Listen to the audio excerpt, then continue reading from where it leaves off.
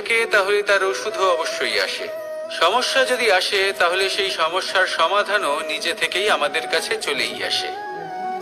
এই সংসার, এই জীবনের শুধুমাত্র একটাই নিয়ম আছে, আর তা হলো এটাই, এই সংসার হলো একটা চক্রের মতো। এতে শাশ্বত বলে কিছু নেই, নিত্য বলে কিছু নেই, আর যা কিছুই রয়েছে সব বদলাতে চলেছে।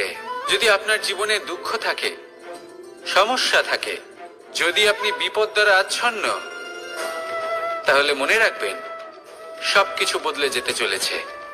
দুঃখের সময় কাঁদবেন না, মনকে আরো দুঃখী করে তুলবেন না, কারণ এখানে যা কিছুই এসেছে তা যাওয়ার জন্যই এসেছে। তাহলে এত চিন্তা কিসের? আনন্দ সহকারে জীবন যাপন করুন, আর আমার সাথে ভালোবেসে বলুন রাধা রাধা। যদি কোনো সিংহ বানরের মতো গাছে চড়তে চেষ্টা করে তাহলে কি হবে? একটা মাছ যদি মাটিতে হাঁটতে চেষ্টা করে তাহলে কি হবে? তারা বিফলই হবে। কিন্তু এরকম কেন হয়? তার কারণ হলো প্রকৃতির রচনা কিছুটা এরকম। এখানে প্রত্যেকটি ব্যক্তিকে, প্রত্যেকটি প্রাণীকে আলাদা আলাদা গুণের অধিকারী করা হয়েছে এবং সকলকে একটা সীমাও প্রদান করা হয়েছে। এবার এই যে বৃক্ষ, পশু, পাখি, এদের মধ্যে সেই ক্ষমতাই নেই যে এরা নিজেদের যাচাই করতে পারবে, নিজেদের সীমাগুলো বুঝতে পারবে, নিজেদের সদ্গুণগুলো চিনতে পারবে। এরা সেটা করতে পারবে না। কিন্তু মানুষ তো আলাদা। মানুষের কাছে সেই বিশেষ শক্তি আছে যে তারা পূর্ণরূপে নিজেদের যাচাই করতে পারবে, নিজেকে পূর্ণরূপে বুঝতে পারবে, নিজের দোষ, নিজের অপগুণ, নিজের সদ্গুণ, নিজেদের সীমাগুলো তারা বুঝতে পারবে। আর এটা অত্যন্ত গুরুত্বপূর্ণ। কথায় আছে যে যদি সাফল্য লাভ করতে হয় তাহলে নিজেকে যাচাই করে নিতে হবে। তাই নিজেকে যাচাই করুন, নিজের সাথে পরিচিত হয়ে যান এবং জীবনে কর্ম করতে থাকুন। সাফল্যের শিখরে অবশ্যই পৌঁছে যাবেন।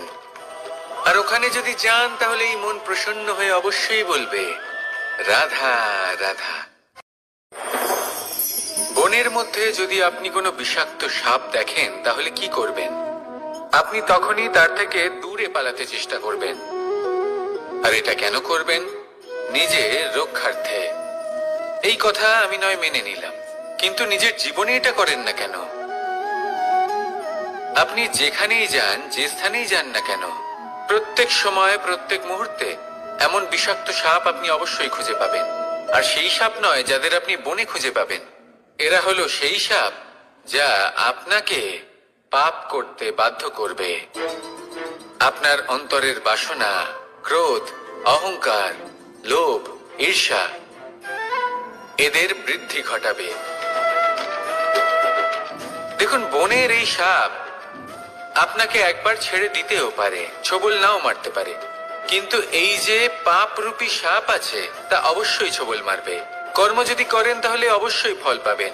সেই জন্য যখনই কোথাও যাবেন, যদি এমন কাউকে দেখেন, যদি এমন কিছু দেখেন যে আপনাকে পাপ করতে বাধ্য করছে, তাহলে সেই মুহূর্তে সেখান থেকে পালিয়ে যান। যেমন বনের সাপ দেখে আপনি পালাতে থাকেন। সৎকর্মের রক্ষা অত্যন্ত আবশ্যক।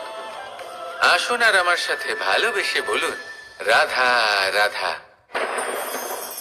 মনুষ্য জীবনের সব থেকে বেশি গুরুত্বপূর্ণ বিষয় হলো মনের একাগ্রতা। এই সংসারের যে কটি মহান কার্য সম্পাদন হয়েছে তা হলো মনের এই একাগ্রতার একমাত্র ফল।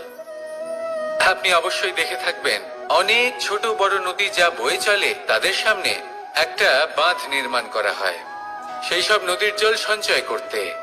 বাঁধ হয়ে গেলে প্রয়োজন মতো বা মনের ইচ্ছে মতো তাকে ব্যবহার করা সম্ভব। এবার এটাই আমাদের মনের সাথেও সম্ভব। আমাদের মনের একাগ্রতা আজকের দিনে দাঁড়িয়ে বিভিন্ন ধরনের বিকার, ক্রীড়া এবং ভোগের মধ্যে ভাগ হয়ে গেছে। একে একত্রিত করতে হবে, একটা বাঁধ নির্মাণ করতে হবে, কর্মের বাঁধ। আপনাকে শুধু এটাই করতে হবে, যেটা উচিত কর্ম সেটাই করুন, যেটা অনুচিত কর্ম সেটা করা থেকে নিজেকে বিরত রাখুন। ব্যাস, এই কাজটাই আপনি করতে থাকুন, করতে থাকুন। মনের মধ্যে একাগ্রতার বাঁধ নির্মাণ করুন। আর একবার যদি তা নির্মাণ হয়ে যায় তাহলে যখন চাইবেন, যেখানে চাইবেন, যতটা চাইবেন একাগ্রতা প্রয়োগ করতে পারবেন।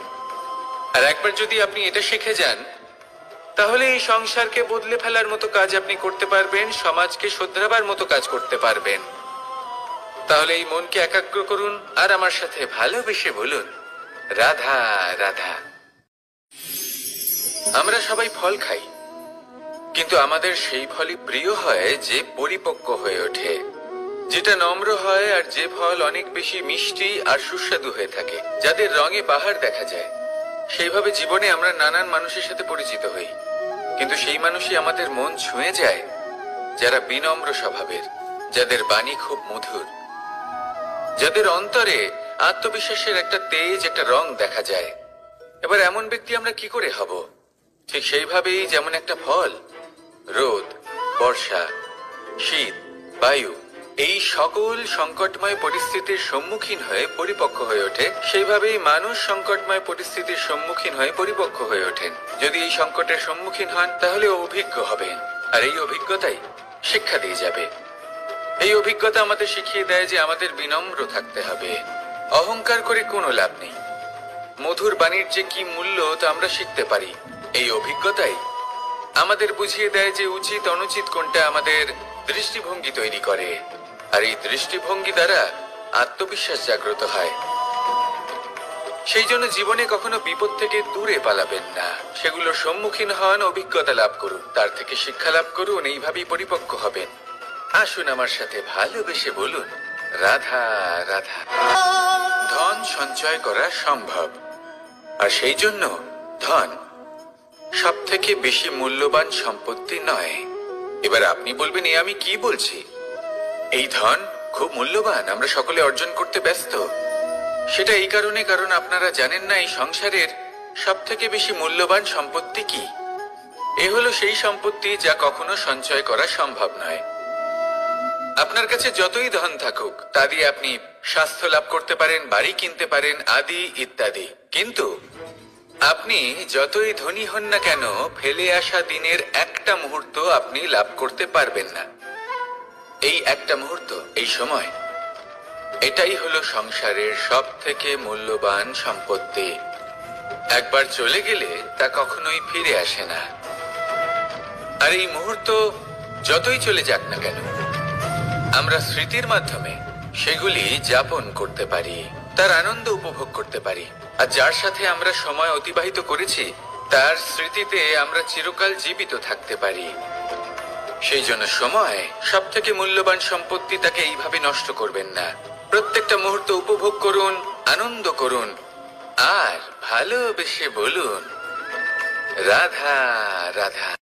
কনক, কি সুন্দর একটা শব্দ। এর অনেকগুলো রূপ রয়েছে, অনেকগুলো অর্থ রয়েছে। প্রথম অর্থ হলো স্বর্ণ, অর্থাৎ সম্পত্তি। দ্বিতীয় অর্থ ধুতুরা, অর্থাৎ গাছের ছোট একটা বীজ, যা কিনা অত্যন্ত শক্তিশালী হয়। যদি বেশি মাত্রায় এর প্রয়োগ করা হয় তাহলে এটা বিষময় হয়ে উঠতে পারে। এই হলো সেই ধুতুরা যার প্রয়োগ মহাদেবের পুজোতে করা হয়। এবার প্রশ্ন হলো এটাই যে এই স্বর্ণ এবং এই ধুতুরার মধ্যে মিল কি রয়েছে। মিল হলো এটাই যে এই দুটোই মানুষকে মত্ত করে তোলে।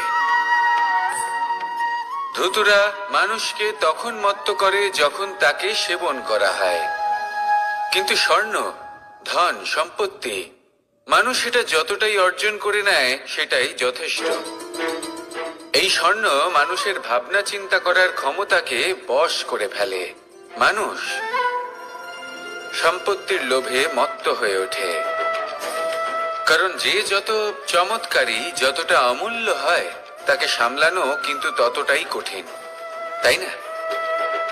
তাই মনে রাখবেন, ধন, স্বর্ণ, সম্পত্তি এগুলো ধুতুরার থেকেও অনেক বেশি বিষাক্ত হতে পারে। তাই এর ওপর আত্মসংযমের একটা কবচ পরিয়ে রাখবেন এবং বিবেকের শক্তির সাথে এগুলো প্রয়োগ করুন, তবেই কল্যাণ হবে। আসুন আমার সাথে ভালোবেসে বলুন, রাধা রাধা। মানুষের জীবনে তিনটি গুণ অত্যন্ত প্রয়োজনীয়: শ্রদ্ধা, বিনম্রতা, যোগ্যতা। যদি জ্ঞান লাভ করতে চান তাহলে শ্রদ্ধার প্রয়োজন, যদি মান লাভ করতে চান তাহলে স্বভাবে বিনম্র হওয়া প্রয়োজন, আর যদি মনোবাঞ্ছিত স্থান লাভ করতে চান তাহলে যোগ্যতার প্রয়োজন। বিষয়টা সহজ। শ্রদ্ধা আপনাকে জ্ঞান দেবে, নম্রতা আপনাকে মান, আর যোগ্যতা উচিত স্থান দেবে। কিন্তু যদি আপনি এই তিনটি গুণ সম্মিলিত করেন তাহলে এমন কিছু লাভ করবেন যা এই সব কিছুর থেকে অনেক ঊর্ধ্বে: সম্মান। আর এ হলো সেই সম্মান যা প্রত্যেক মানুষের নিজের জীবনে লাভ করতে চেষ্টা করা উচিত। কারণ এই হলো সেই সম্মান যার কারণে আপনি চলে যাওয়ার পরেও এই সংসার আপনাকে ভালোবাসবে আর মনে রাখবে। আসুন আমার সাথে ভালোবেসে বলুন, রাধা রাধা। জীবনে গতি অত্যন্ত গুরুত্বপূর্ণ, মতিও হলো গুরুত্বপূর্ণ, এবং তার থেকেও বেশি গুরুত্বপূর্ণ হলো সঙ্গতি। একটা জলের ফোঁটা, তার মধ্যে গতি থাকে, প্রকৃতির মধ্যে তা লাভ করার ইচ্ছে নিহিত থাকে।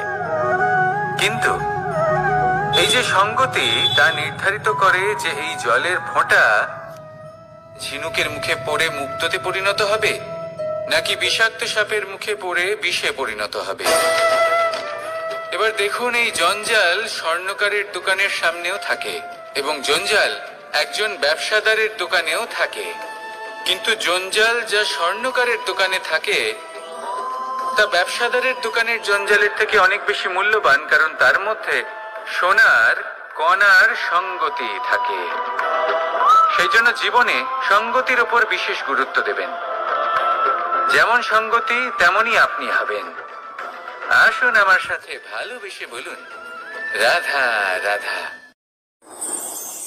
প্রত্যেক প্রাণী ভালোভাবে জীবন যাপন করতে চান, এটা তাদের স্বভাবে আছে এবং ভাবাটা অনুচিত নয়। কিন্তু একটা ভালো জীবনের গুরুত্বপূর্ণ অংশ কোনটা? বসবাসের স্থান।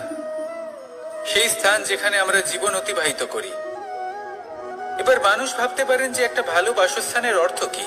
সেই স্থান যেখানে সহজে জল পাওয়া যায়, যেখানে শুদ্ধ বায়ু পাওয়া যায়, যেখানে আনাজ উৎপন্ন হয়। এটা জীবনযাপনের জন্য পর্যাপ্ত বটে, কিন্তু ভালো জীবনযাপনের জন্য আরো একটা কথা আপনাকে বুঝতে হবে। সাধু, জ্ঞানী, পণ্ডিত ব্যক্তি, এই সকল মহাপুরুষ, এনাদের যে বাসস্থান তা অত্যন্ত বিশেষ হয়। এখানে এক ধরনের বিশেষ ইতিবাচক শক্তি থাকে, এমন একটা স্থান যেখানে দেবতারাও বিচরণ করেন। জীবন আমরা সবাই যাপন করি, কিন্তু জীবনের উদ্দেশ্য শুধুমাত্র জীবন যাপন করা নয়। জীবনের উদ্দেশ্য হলো মুক্তি লাভ করা। আর এই সকল সাধু, জ্ঞানী, পণ্ডিত ব্যক্তি, এই সকল মহাপুরুষ আপনাকে মুক্তির পথে নিয়ে যেতে পারেন। কারণ এরা হলেন সেই মহাপুরুষ যারা নিজেদের অন্তরের বিকার, অহংকার, ক্রোধ, বিদ্বেষ, এই সকল দোষগুলিকে ত্যাগ করেছেন, এদের ওপর বিজয় লাভ করেছেন। এমনই একজন ব্যক্তি আপনাকে মুক্তির পথে নিয়ে যেতে পারে। প্রয়োজন হলো শুধুই এনাদের চিনতে পারা, এদের কথা বুঝতে পারা এবং এদের দেখানো পথে চলা। যদি আপনি এটা করতে পারেন তাহলে এই মন প্রফুল্ল হয়ে বলবে, রাধা রাধা। আমি এখানে একা এই বনে বসে আছি, বাঁশি বাজাচ্ছি। কার জন্য? কে আছেন এখানে? কেউ নেই। আমার প্রজা, আমার রাজ্য, আমার পরিবার আমার থেকে অনেক দূরে আছেন। আমি এখানে একা এই বনে বসে এই আকাশের এই রঙের, গাছের এই সব ফলের, মাটির সুবাসের আনন্দ উপভোগ করছি। কেন? আমি হলাম দ্বারকাধীশ। এমন কি রাজকীয় বা ভৌতিক সুখ রয়েছে যে আমি ওখানে পেতে পারি না? সবকিছুই পেতে পারি, তাও এখানে বনে একা বসে আছি। কোন সুখ খুঁজে চলেছি? একা থাকার সুখ। আমরা প্রত্যেকদিন অনেক মানুষের সাথে, চিন্তাধারার সাথে, কর্মের সাথে, পরিস্থিতির সাথে, সুখ দুঃখের দ্বারা বেষ্টিত থাকি। জীবনের এই চক্রে আমরা জড়িয়ে পড়তে থাকি। যতই আমরা এই সমস্যার সমাধান করি আমরা ততই এতে জড়িয়ে পড়ি। আমরা এতটাই জড়িয়ে পড়ি যে যখন আমরা আয়নায় নিজেদের দেখি তখন আমরা নিজেদের চিনতেই পারি না। এমন মনে হয় যেন আমরা নিজেদের হারিয়ে ফেলেছি। সেই জন্য প্রত্যেক দিন আপনি কিছু সময় নিজের সাথে কাটান একান্তে। এটা অত্যন্ত আবশ্যক। নিজের অস্তিত্বের গভীরে গিয়ে দেখতে শিখুন, নিজেকে বুঝুন। অদ্ভুত শান্তির অনুভূতি হবে। যেমন এই বায়ু, এই বৃক্ষ, এই পুষ্প, এই নিসর্গ, এদের মতো আপনিও কখনো একলা হতে শিখুন। কখনো নিসর্গের একটা অংশ হয়ে দেখুন। এই মন প্রসন্ন হয়ে বলবে, রাধা রাধা। উমা, কি আমি কখন থেকে এখানে অপেক্ষা করছি, হাত পেতে দাঁড়িয়ে রয়েছি যাতে একটা ফল আমার হাতে এসে পড়ে এবং সেটা আমি খেতে পারি। কখন থেকে অপেক্ষা করছি, কিন্তু সেটা হচ্ছেই না।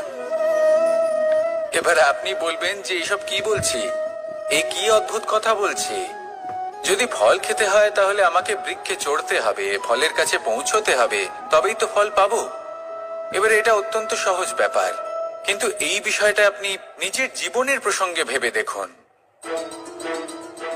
লক্ষ্য কোথায় আছে আপনি জানেন, সেই লক্ষ্যে পৌঁছানোর পথ কি সেটাও আপনি জানেন, সেই পথে চলার ক্ষমতাও আপনার রয়েছে, কিন্তু তাও আপনি নিজের লক্ষ্য লাভ করতে পারছেন না। কেন? কারণ আপনি অপেক্ষা করছেন যে লক্ষ্য আপনার সামনে চলে আসবে, কিন্তু তা হয় না। লক্ষ্য সে যাই হোক না কেন, ধন হোক, প্রেম হোক, কোনো সম্মান হোক বা মোক্ষ হোক, যদি আপনি তার দিকে অগ্রসর না হন তাহলে ফল প্রাপ্তি অসম্ভব ব্যাপার, তা কোনোদিনই হবে না। সেই জন্য আপনার চোখের সামনে আপনি যদি নিজের লক্ষ্যকে দেখতে পান তাহলে উঠুন এবং সেই দিকে অগ্রসর হতে শুরু করুন। নিজের অন্তরের সকল অশুভ গুণ দূর করুন, অলসতা ত্যাগ করুন, অজ্ঞানতা ত্যাগ করে দিন এবং চলতে থাকুন। অবশ্যই মনোবাঞ্ছিত ফল লাভ করতে পারবেন। মনে রাখবেন, চলতে থাকলে তবেই লক্ষ্য প্রাপ্তি হবে। অপেক্ষার দ্বারা শুধুমাত্র মৃত্যু লাভ হবে। আসুন আমার সাথে ভালোবেসে বলুন, রাধা রাধা। আমি দ্বারকাধীশ এবং আমার সভাতে বিভিন্ন সময় বিভিন্ন ধরনের মানুষ আসেন, নিজেদের দাবি নিয়ে, নিজেদের ইচ্ছে নিয়ে। কখনো কেউ ভোজন চান, আবার কখনো কেউ ওষুধ, কখনো কেউ বস্তু চান, কেউ আবার চান বস্ত্র। কারোর জ্ঞান চাই, কারোর ধন চাই, আবার কারোর বাসস্থান। অনেক সময় আমি এই অনুরোধ, এই ইচ্ছে পূর্ণ করি না। এবার আপনি এটা ভাবতেই পারেন যে কৃষ্ণ তো তাহলে লোভী, ওর কাছে তো সবকিছুই রয়েছে, তারপরেও সে নিজের প্রজার ইচ্ছে পূর্ণ করে না, তাদের সমস্যাগুলি বুঝতে পারে না, তাদের সুখ স্বাচ্ছন্দ্য প্রদান করে না। আসল সত্য হলো এটাই যে কোনো সবল ব্যক্তি, যে কোনো গৃহস্থ ব্যক্তি যে কাজ করতে সক্ষম, তার পরিশ্রম দ্বারাই নিজের প্রয়োজনগুলি এবং ইচ্ছেগুলি পূরণ করা উচিত। এটা অত্যন্ত প্রয়োজনীয়। আর এগুলো তিনি করতে পারেন শিল্প, ব্যবসা, আচরণ অথবা জ্ঞানের ভিত্তিতে। এই পথে চলতে হবে, পরিশ্রম করতে হবে, তবেই সে কিছু অর্জন করতে পারবে। এবার এমন কোনো ব্যক্তি যার এই সব কিছুতে কোনো রুচি নেই, যে কিছুই করতে চায় না, সে কিছুই অর্জন করতে পারবে না। এবার এরকম কোনো ব্যক্তিকে যদি আমি কোনো বস্তু প্রদান করি তাহলে কি হবে? সে পরাধীন হয়ে যাবে, আর সেটা উচিত হবে না। তাহলে কি করা উচিত? তাকে পথ দেখানো, তাকে বোঝাতে হবে যে কোন পথে চলে তুমি নিজের লক্ষ্য প্রাপ্ত করতে পারবে। শিল্প, জ্ঞান, আচরণ এবং ব্যবসা, এই পথে কিভাবে চলে সেটা শেখাতে হবে। আর আমি সেটাই করি। তার ফলে কি হয়? ব্যক্তি স্বাধীন হয়ে যায়। সংসারে সে যা চাইবে তাই প্রাপ্ত করতে পারবে, কখনো কারোর থেকে কিছু চাইবার প্রয়োজন পড়বেই না। এই কথাটা সবসময় মনে রাখবেন। যখনই দান করবেন তা ভাবনা চিন্তা করে এমন ভাবে দান করবেন যাতে সামনের ব্যক্তি স্বাধীন হতে পারে, পরাধীন নয়। আসুন আমার সাথে ভালোবেসে বলুন, রাধা রাধা। করতে শিখুন। পাণ্ডব। পাণ্ডবরা বন থেকে এসেছিলেন। ওনাদের কাছে না কোনো ধন ছিল, না কোনো সম্পদ, না বিদ্যা। নিজের পরিশ্রমের দ্বারা ওনারা বিদ্যা অর্জন করেছিলেন, আর তার দ্বারাই সম্পদ অর্জন করলেন আর ধনও অর্জন করলেন। এই পাণ্ডব ছিলেন অত্যন্ত কুশল এবং শক্তিশালী। যুধিষ্ঠির নিজের পরিশ্রম দ্বারা এমন জ্ঞান অর্জন করেছিলেন যে এই সংসার ওনাকে ধর্মরাজ যুধিষ্ঠির অভিহিত করেছিল। দেখতে গেলে পাণ্ডবদের কাছে সবকিছুই ছিল, কিন্তু যখন বিষয় এলো আরো ধন লাভ করার, তখন যুধিষ্ঠির, যিনি পাণ্ডবদের মধ্যে জ্যেষ্ঠ, তিনি সকল পাণ্ডবদের সাথে দ্যুতক্রীড়ায় অংশগ্রহণ করে ফেললেন। এর ফলে না শুধু ধনলক্ষ্মী, ধর্মলক্ষ্মী, বিবেক লক্ষ্মীকেও হারালেন, আর শুধু তাই নয়, নিজের গৃহলক্ষ্মী দ্রৌপদীকেও হারিয়ে ফেললেন। এর কারণ কি? ভুলে গেলেন খুব সহজ একটা কথা, এই সংসারে সম্মান এবং সাফল্য দুটোই পরিশ্রমের দ্বারা লাভ করতে হয়। কিন্তু দ্যুতক্রীড়ার এই খেলা আমাদের ভাগ্যের উপর নির্ভরশীল। এই সংসারে দুটি পথ রয়েছে। একটা পথ যেখানে কর্ম এবং পরিশ্রমের দ্বারা আপনি নিজের পথ নিজেই রচনা করতে পারবেন, আর দ্বিতীয় পথ হলো যেখানে এই ভাগ্য এক মুহূর্তে আপনাকে শিখরেও পৌঁছে দিতে পারে, আবার ধূলিসাৎ করে দিতে পারে। আপনি কোন পথ বাছবেন সেই চয়ন আপনারই। আসুন আর আমার সাথে ভালোবেসে বলুন, রাধা রাধা। কোনো এক সময়ের ঘটনা এটা। মা এবং বাবা হাটে গিয়েছিলেন, তখন আমি আর দাদা গিয়েছিলাম গরু চড়াতে। আমরা বাড়ি ফিরে এলাম, আর মা সেই সময় একটা কাজ করতেন। যখনই হাটে যেতেন দরজা তালা বন্ধ করে যেতেন। উনি খুব ভালো করে জানতেন যে যদি ওনার এই মাখন চোর সঠিক সময়ে পৌঁছে যায়, তাহলে এক ফোঁটাও মাখন ওনার অবশিষ্ট থাকবে না। এবার ঘটনা কিছুটা এরকম হলো যে মা আর বাবা মাঝে মাঝে হাটে যেতেন, তাই মাঝে মাঝে এই দরজা তালা বন্ধ করতে হতো। যখন মা আর বাবা ফিরে এলেন, তখন বাবা ভুলে গিয়েছিলেন যে এই চাবির গোছা থেকে ঠিক কোন চাবিটা দরজার তালা খোলার জন্য উপযোগী। উনি চেষ্টা করতে শুরু করে দিলেন। একটার পর একটা চাবি দিয়ে উনি চেষ্টা করতে থাকলেন, কিন্তু সেই দরজার তালা তো খুলতেই চাইছিল না। ওনার মাথা থেকে ঘাম পড়তে শুরু করলো। তখন মা বললেন যে তালা ভেঙে দেওয়া যাক। মা চলে গেলেন, আর বাবা বললেন, না না দাঁড়াও, আর কিছু চাবি বাকি আছে, এটা হয়তো খুলতে পারবো। মা হাতুড়ি নিয়ে চলে এলেন সেই তালা ভাঙার জন্য, আর তখনই বাবা শেষ চাবিটা প্রয়োগ করলেন, আর দরজার তালা খুলে গেল। যদি উনি চেষ্টা না করতেন তাহলে এই তালাটাও ভেঙে যেত আর চাবিটাও নষ্ট হয়ে যেত, ঠিক কিনা? এবার এই ঘটনাটা আমি দেখেছিলাম, আর আমার মনে হলো যে কখনো কখনো এই চাবির গোছার মধ্যে থেকে শেষ চাবিটাও কিন্তু জীবনের দরজা খুলে দিতে পারে। সেজন্য আপনি যদি জীবনে সাফল্য লাভ করতে চেষ্টা করেন, নিজের লক্ষ্যে পৌঁছতে চান, তাহলে হার মানবেন না। হয়তো দেখবেন আপনার পরবর্তী প্রচেষ্টা বা এই অন্তিম প্রচেষ্টা আপনাকে সাফল্যের পথে নিয়ে গেল। তাই নিরন্তর প্রচেষ্টা করতে থাকুন, জীবনে সাফল্য লাভ করুন। যজ্ঞের আগুনকে শুভ বলে মনে করা হয়, আর সেখানেই চিতার আগুনকে অশুভ মনে করা হয়। এমনটা কেন হয়? এখানে বিষয়টা হলো লক্ষ্য, বিচার এবং সঙ্গের। যখন আমরা যজ্ঞ করি তখন আমাদের লক্ষ্য কি হয়? পরিবেশকে আরো পবিত্র করে তোলা, ইতিবাচক করে তোলা। আমাদের লক্ষ্য শুভ হয়। তারপরে আসে বিচার। এই পরিস্থিতিতে সেই বিচার হলো অগ্নি। স্ফুলিঙ্গ থেকে তীব্র আকার ধারণ করে সমস্ত কাঠকে পুড়িয়ে দেয় এবং সুগন্ধ ছড়িয়ে দেয়। অর্থাৎ যদি আপনার লক্ষ্য শুভ হয়, তাহলে তা নিজেই শুভ বিচারধারাকে আমন্ত্রণ জানায়। এই শুভ বিচার তখনই আসবে যখন আপনার সংকল্প শুভ হবে। অন্যদিকে হলো চিতার আগুন। এর লক্ষ্য কি? একটা দেহকে পরধামে পৌঁছে দেওয়া। সবার শেষে সবকিছু আপনার উপরে নির্ভরশীল যে আপনি কোনটা চয়ন করতে চান।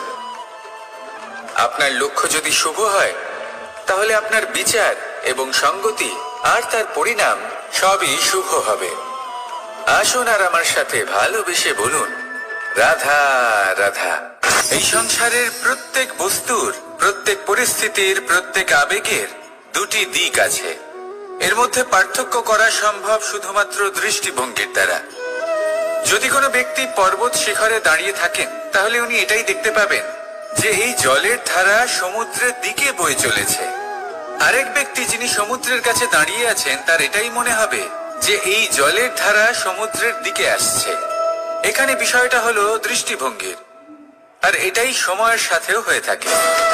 অনেক সময় মানুষ চিন্তিত হয়ে পড়েন, ত্রস্ত হয়ে পড়েন যে তার কাছে হয়তো খুব কম সময় আছে, তাতে তিনি অনেক কিছুই করতে পারবেন না, আর একটু সময় থাকলে খুব ভালো হতো। তিনি এইভাবেও ভাবতে পারেন যে অল্প হলেও সময় বাকি তো রয়েছে, অর্থাৎ যা অবশিষ্ট আছে তাকে সংরক্ষণও করা সম্ভব, তাতে জীবন যাপনও করা সম্ভব। আর এটা নির্ভর করছে আপনার উপর। তাই দৃষ্টিভঙ্গি ইতিবাচক রাখুন। জীবনে দুই ধরনের আবেগ রয়েছে যার কোনো মূল্য নেই। আমার কথার অর্থ এটা নয় যে এদের কোনো গুরুত্ব নেই, গুরুত্ব যথেষ্টই রয়েছে, শুধু এদের জন্য আপনাকে কোনো মূল্য দিতে হয় না। প্রথম আবেগ হলো আনন্দ, প্রসন্নতা। এটা আপনি যে কোনো জায়গায় খুঁজে পেতে পারেন যদি আপনি খুঁজে পেতে চান। আপনি কোনো পুষ্পের সৌন্দর্য দেখে প্রসন্ন হতে পারেন। বায়ুর কারণে যখন একটি বৃক্ষ শিহরিত হয়, সেটা দেখে আপনি প্রসন্ন হতে পারেন। একটা ছোট্ট শিশুর কলরব শুনেও আপনি প্রসন্ন হতে পারেন। একটা ক্রন্দনরত বালককে হাসিয়ে আপনি প্রসন্ন হতে পারেন। সবকিছু আপনার উপর নির্ভরশীল। সেখানে আরেকটি আবেগ হলো দুশ্চিন্তা। মানুষ বড়ই দুশ্চিন্তা করতে থাকে। আজ আমি এই কাজ করেছি, সেই বিষয়ে চিন্তা। আজ আমি এই কাজ করতে পারিনি, সেই বিষয়ে চিন্তা। কাল আমাকে এই কাজ করতে হবে, সেই নিয়ে চিন্তা। আমি কি সেই কাজটা করতে পারবো, সেই বিষয়েও দুশ্চিন্তা। চিন্তা সর্বত্র রয়েছে, যার জন্য মূল্য দিতে হয় না। যত চান আপনি একত্রিত করতে পারেন। একটা গুরুত্বপূর্ণ কথা মনে রাখবেন, প্রসন্নতা জীবনের একটা নতুন সূত্রপাত। সেখানে দুশ্চিন্তা হলো জীবনের চিতার সমান। এবার এই দুটি আবেগ হলো মূল্যহীন, দুটোই আপনার সামনে আছে। কোনটা চয়ন করবেন আপনি, দুশ্চিন্তা নাকি প্রসন্নতা? সিদ্ধান্ত আপনারই। আসুন আর আমার সাথে ভালোবেসে বলুন, রাধা রাধা। ধন, সম্পত্তি, এগুলো আসলে কি? এগুলো শুধু সেই মূল্য যার দ্বারা আমরা কোনো কিছু অর্জন করতে পারি। এবার এই ধনের দ্বারা এই সংসারে অনেক কিছু লাভ করা সম্ভব, কিন্তু সেই সব কিছুই শুধুমাত্র ভৌতিক বস্তুই হবে, ভৌতিক সামগ্রী, ভৌতিক সুবিধা। অর্থাৎ আপনার কাছে যতই ধন থাকুক, তা আপনাকে শান্তির ঘুম এনে দিতে পারবে না, আপনাকে জীবনের বাস্তব সুখের অনুভূতি লাভ করাতে পারবে না, কারণ এগুলো ভৌতিক ধন। এই ভৌতিক বস্তুই অর্জন করাতে সক্ষম। বাস্তবিক ধন কি? যদি এই প্রশ্ন আপনার মনে আসে, তাহলে তার উত্তর আমি আপনাকে দেব একটা উদাহরণের মাধ্যমে। কখনো আপনি শুনে থাকবেন যে একজন পিতা আজীবন অনিষ্ট করেন, অনর্থ করেন, খারাপ কাজ করেন শুধু ধন অর্জনের জন্য। তিনি ভাবেন যে আমি ধন অর্জন করব আর নিজের সন্তানকে একটা উজ্জ্বল ভবিষ্যৎ প্রদান করব, একটা সুখ স্বাচ্ছন্দ্যময় জীবন দান করব।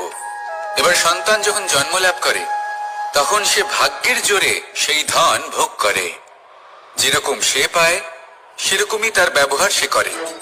কখনো আপনি এটাও দেখে থাকবেন যে সেই সন্তান সমস্ত ধন নষ্ট করে ফেলে, আর সেই পিতা যিনি সমস্ত ধন সঞ্চয় করেছেন, যিনি সেই ধনের প্রভু, আজ সেই ধনের প্রহরী হয়ে রয়েছেন।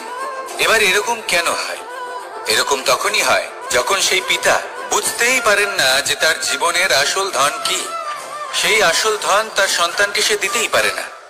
যদি পিতা তার সন্তানকে কর্মের জ্ঞান দিতে পারেন, উচিত কোনটা অনুচিত কোনটা সেই শিক্ষা দিতে পারেন, সংস্কারের প্রকৃত শিক্ষা দিতে পারেন, তবে সেটা ধনের থেকে অনেক বেশি গুরুত্বপূর্ণ। এটাই হলো জীবনের বাস্তব ধন। আপনি সেই কথা তো অবশ্যই শুনে থাকবেন, কুসন্তান হলে ধন সঞ্চয় করে কি হবে, সুসন্তান হলে ধন সঞ্চয় করে কি হবে। সন্তান যদি কুপুত্র হয়, তাহলে সব নষ্ট করে ফেলবে, আর সন্তান যদি সুপুত্র হয়, তাহলে ধন থাকুক না থাকুক, সে নিজেই কর্মের পথে অগ্রসর হয়ে ধন অর্জন করবে আর নিজের জন্য এক উজ্জ্বল ভবিষ্যৎ গড়ে তুলবে। তাই সন্তানকে সম্পদ দেওয়ার আগে কর্মের জ্ঞান দান করুন, সুশিক্ষা দিন, কারণ এটাই হলো জীবনের প্রকৃত ধন। আসুন আর আমার সাথে ভালোবেসে বলুন, রাধা রাধা। একবার একটা শেয়াল বনে বিচরণ করছিল। ও একটা ছোট্ট শাবক দেখতে পেল। ও ভাবলো, আজ একেই আমি খাবার হিসেবে গ্রহণ করব। আশেপাশে দেখলো কেউ দেখছে না তো, কেউ ছিল না, আর সেই শাবকের উপর আক্রমণ করলো, যা হলো একটা ঘোর অপরাধ। বনের নিয়ম অনুসারে আপনি কখনোই শাবকের উপর আক্রমণ করতে পারেন না। তারপর এই খবরটা যখন রাজা সিংহ জানতে পারলেন, সভার আয়োজন করলেন। কিন্তু সেখানে শেয়াল বলল, আমি তো এরকম কিছু করিনি। কিন্তু যদি আপনি এরকম বলেন, কোনো প্রমাণ দিন, এর কোনো সাক্ষী আছে? তখন রাজা সিংহ পেঁচাকে ডেকে পাঠালেন, যে সেই মুহূর্তে বৃক্ষের শাখার ওপর বসেছিল। সে সব কিছু দেখেছিল। পেঁচা সব সত্যি কথা বলল, আর শেয়ালকে মৃত্যুদণ্ড দেয়া হলো। এবার এই কাহিনী আমি আপনাকে কেন শোনালাম? কারণ মানুষও কখনো কখনো এরকম কর্ম করেন যা শিয়াল করেছে। এটা ভাবেন কেউ দেখছে না, যখন আমি অনুচিত কর্ম করতেই পারি। কিন্তু না, আপনি যাই করুন না কেন, কেউ না কেউ অবশ্যই তা দেখছে। কোনো ব্যক্তি না হলেও কোনো প্রাণী, না হলে কোনো যক্ষ বা দেব বা প্রেত। যদি এনারা কেউ না দেখেন, তাহলে ধরিত্রী মাতা দেখেন, যেখানে দাঁড়িয়ে আপনি সেই কর্ম করছেন, তাই না? তাই একটা কথা সবসময় মনে রাখবেন, কে দেখছেন কে দেখছেন না সেই বিষয়ে ভাবা ছেড়ে দিন। এটা খুব সহজ কথা। আপনি যদি উচিত কর্ম করেন, উচিত ফল পাবেন। যদি অনুচিত কর্ম করেন, তাহলে আপনি অনুচিত ফল অবশ্যই পাবেন। সেই জন্য উচিত পথে চলতে থাকুন, উচিত কর্ম করতে থাকুন, আর আমার সাথে ভালোবেসে বলুন, রাধা রাধা। আমরা সবাই জীবনে নিজের জন্য সবচেয়ে ভালোটাই চাই, সবচেয়ে ভালো সুবিধা পেতে চাই, সবচেয়ে বেশি সম্মান পেতে চাই। কিন্তু সবার পক্ষে এইসব পাওয়া কি সম্ভব? হ্যাঁ, নিশ্চয়ই। শুধু একমাত্র বাধা সময়। আমাদের জীবনের কোনো স্থায়িত্ব নেই। তাই যদি সময়ের সদ্ব্যবহার করেন, তাহলে একটু সুবিধে হতে পারে। এবারে দেখুন, যাদের সবসময় স্বপ্ন দেখতে ভালো লাগে, তার জন্য রাত্রি কম পড়ে যায়। আর যারা স্বপ্ন পূরণ করতে চান, তাদের জন্য দিন কম পড়ে যায়। যারা সম্মান পেতে চান, তাদের জন্য সব সময় পরোপকার কম পড়ে যায়। আর যারা জ্ঞান অর্জন করতে চান, তাদের জন্য মনোসংযোগ। জীবনে যদি নিজের লক্ষ্যে পৌঁছতে চান, তবে সময়ের বিভাজন আপনাকে ঠিক করতেই হবে। মনে রাখবেন, রাধা রাধা।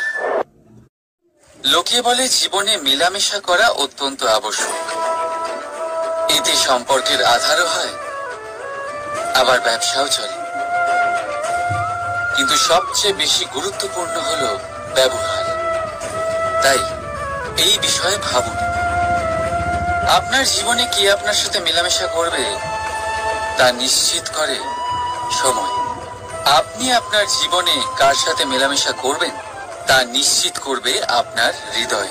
আপনি যাদের সাথে মিশছেন, তাদের হৃদয়ে আপনি কতক্ষণ থাকবেন তা নিশ্চিত করবে আপনার ব্যবহার। নিজের ব্যবহার ভালো রাখুন, সব ভালোই হবে। রাধা রাধা। এই ফুল দেখতে পাচ্ছেন আপনি? এটা সেই ফুল যার জীবন এই ডালে শুরু হয়েছিল। দর্শকদের চোখে প্রশংসা দেখল সে। মধুর লোভে মৌমাছিরা এলো, আর তারপর ডাল থেকে ভেঙে নিচে পড়ে গেল সে। কেন? নিয়তি এরকম কেন করলো ভাবুন। কারণ এই ডালেই ফুল হয়ে থাকাটা এই ফুলের জীবনের লক্ষ্য কখনোই ছিল না। এবার এই ফুল হয় দেবতাদের সজ্জায় ব্যবহৃত হবে, নয় কোনো কন্যার গয়নায় গাঁথা হবে, আর নয় কারোর প্রেম প্রদর্শনের মাধ্যম হবে। দেখুন, জীবনে নিজের লক্ষ্যে পৌঁছতে হলে যাত্রাকে ভয় পেলে চলবে না। নিজের অস্তিত্ব তৈরি করতে হলে তাদের ছায়া থেকে আপনাদের দূরে যেতেই হবে, যারা আপনাকে অস্তিত্ব প্রদান করেছেন। এটাই জীবনের নিরন্তর সত্য। রাধা রাধা। আমাদের সকলের জীবনে কখনো না কখনো পাথর দ্বারা আঘাত লাগেই, আর এই সংসারও আমাদের ওপরে কখনো না কখনো পাথর বর্ষণ করে, কখনো আমাদের খারাপ ভেবে, আর কখনো আমাদের অসফল ভেবে, কখনো আমাদের বুদ্ধিহীন ভেবে। কারণ অনেক আছে, কিন্তু এই পাথর দ্বারা আমরা আঘাত পাবো কি পাবো না তা সম্পূর্ণ আমাদের হাতে। হয় আপনি এই পাথরের আঘাত পেয়ে চোখের জলে ডুবে থাকতে পারেন, আর নয়তো যদি আপনি চান তাহলে এই পাথর দিয়ে সেতু বানিয়ে সকল সমস্যার সাগর অতিক্রম করতে পারেন। সিদ্ধান্ত আপনার। এই পাথর এ হলো প্রতীক আমাদের নিন্দার, আমাদের আলোচনার। যে এই আলোচনা নাকারাত্মক ভাবে দেখবে সে শুধুমাত্র কষ্টই পাবে, আর যে এই আলোচনাকে নিজের বিকাশের আধার বানাবে সেই সাফল্যের চূড়ায় পৌঁছবে।